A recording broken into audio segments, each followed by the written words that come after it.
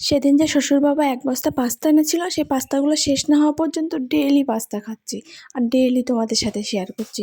Pasta খেতে কিন্তু আমি পছন্দই করি। একটা সময় ছিল পাঙাশ মাছ দেখলে আমি দৌড়ে পালাতাম, আর এখন পাঙাশ মাছ দেখলে কাছে ছুটে আসে। আমি নিজেই রান্না করি, ভালো লাগে খেতে, জানো তো। পাঙাশ মাছটা আগে খেতাম না, দেখেই কেমন একটা লাগতো, কিন্তু এখন ভালো লাগে। দেখতে যেমনই হোক না কেন, রান্নার পরে যে ঝুরঝুরে ভাজাটা হয় ঠিক ডিম ভাজির মতো লাগে, দারুণ লাগে খেতে। আর আমি কিন্তু উনুনেই রান্না করছি এখন, গ্যাসের যে সংকট পড়েছে। আর আমাদের গ্রামের দিকের মানুষের একটা কিন্তু সুবিধা অবশ্যই আছে, গ্যাস থাক বা না থাক, উনুনের চালে দারুণ টেস্টি টেস্টি রান্না করা যায়। এই যে আমাদের সুন্দর রান্নাঘর, এখানে আমি সুন্দরভাবে বসে আছি, ঘেমেও গেছি সুন্দরভাবে। ওই যে রান্না হচ্ছে, রান্না প্রায় শেষের দিকে, আর দেখো ঘেমে কি হয়ে গেছি। কিন্তু এই কষ্ট ঘাম এক নিমেষে ভুলে যাব যখন এই পাঙাশের ঝুরঝুরিটা দিয়ে ভাত খাবো।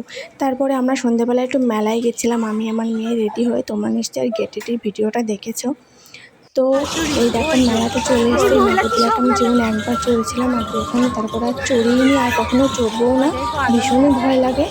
আর তারপরে আমরা একটু ঘোরাঘুরি করে বাড়িতে চলে এসেছিলাম খাবার নিয়ে, মোমো রোল সব কিছু বাড়িতে এসে খেয়েছিলাম। কিন্তু যে মোমোওয়ালা ছিল না, একদম ফাঁকি মেরেছে, ভিতরে কিচ্ছু ছিল না, শুধু মনে হচ্ছিলো খালি আমি একটা কি খাচ্ছি, কোনো টেস্টি তেমন ছিল না। তবুও যাই হোক খেয়ে নিলাম। তো টাটা বাই বাই সবাইকে, ভালো লাগলে অবশ্যই একটি কমেন্ট করো, লাইক করো, শেয়ার করো, সাবস্ক্রাইব করো। Bye bye.